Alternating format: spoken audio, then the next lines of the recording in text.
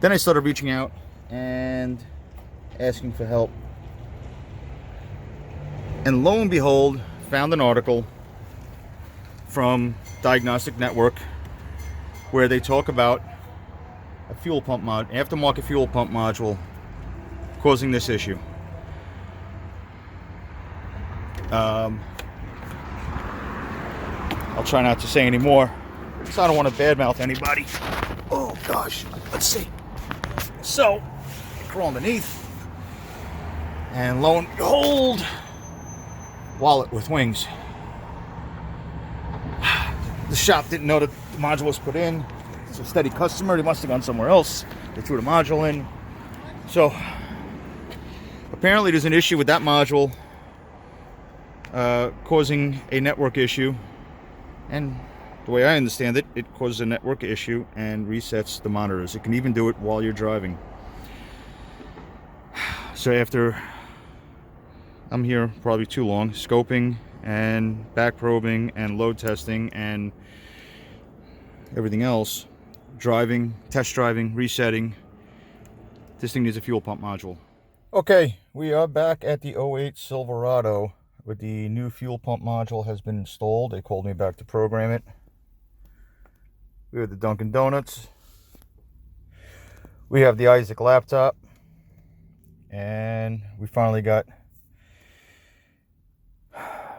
our AC Delco programming software loaded, which is I would have started this early, but it was really taking forever. I don't know if it's my tethering, but ooh, there goes that refresh rate. Isn't that lovely? We'll see how well this works out at all.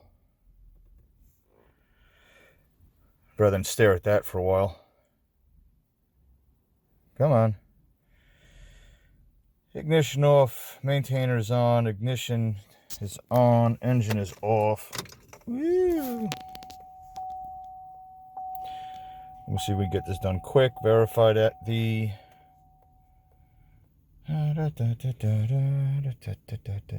we are. Yeah, just make sure I'm not missing anything. Chevrolet. This is a 2008. Verified that the ECM doesn't reset itself every key cycle. What are we going to call this? Light duty? Silverado.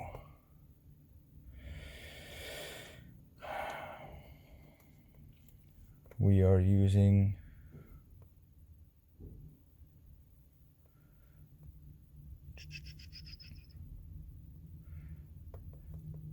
this is the first time, by the way, I'm using this laptop to program a GM, so bear with me.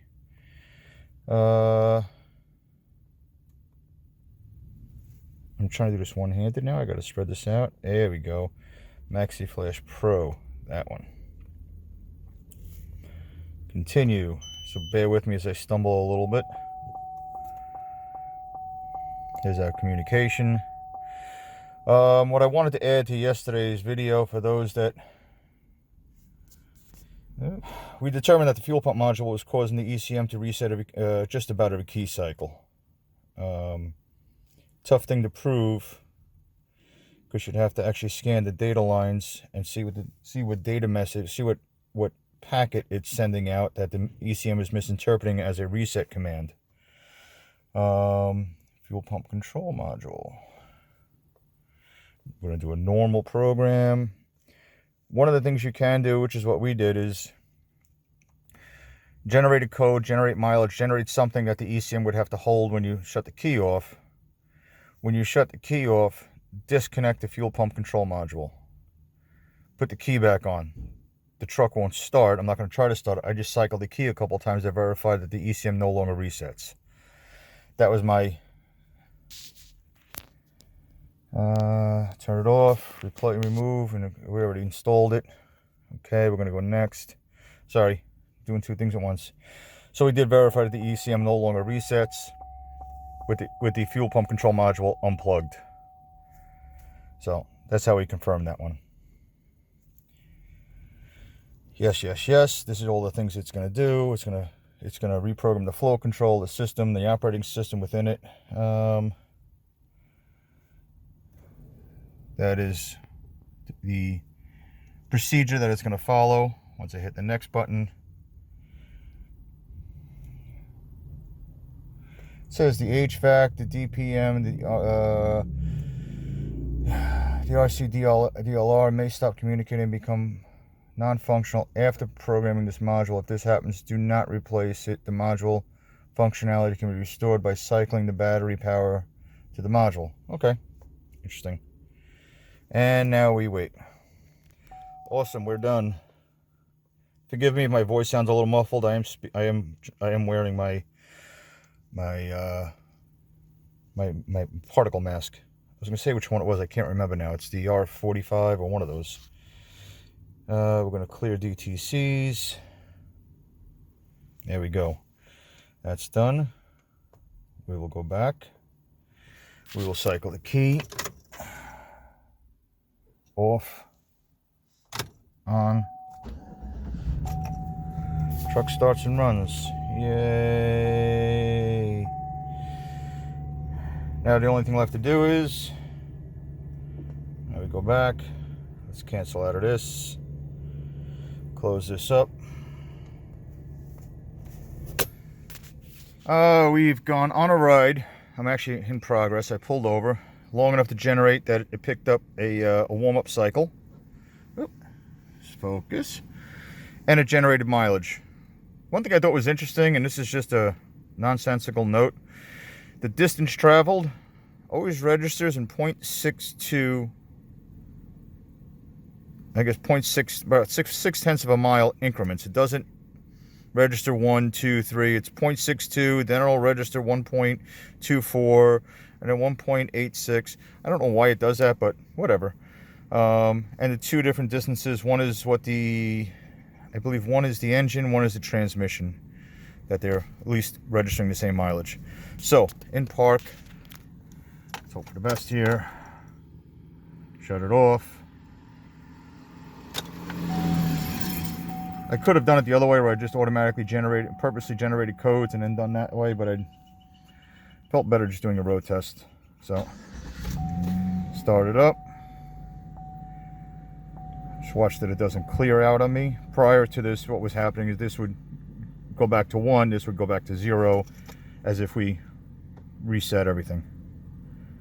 I'm going to shut it off. Key on.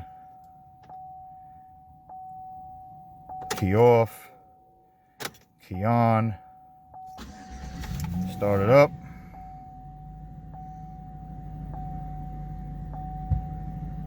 There you go, nothing's cleared. At least now we're generating, and we're generating mileage and drive cycle progress. Although he'll have to do some driving on his own, so I'm not doing that much. But this is it in a nutshell. We did the programming. I got my Dunkin' Donuts. We got the Isaac Road Diesel laptop, which I finally got to use for my GM. And the Auto, which gave me a little frustration yesterday. And that's it in a nutshell. This thing is... Oh man, I got nervous. I saw zeros. I gotta tell you, I just scared myself. Sorry, there you go.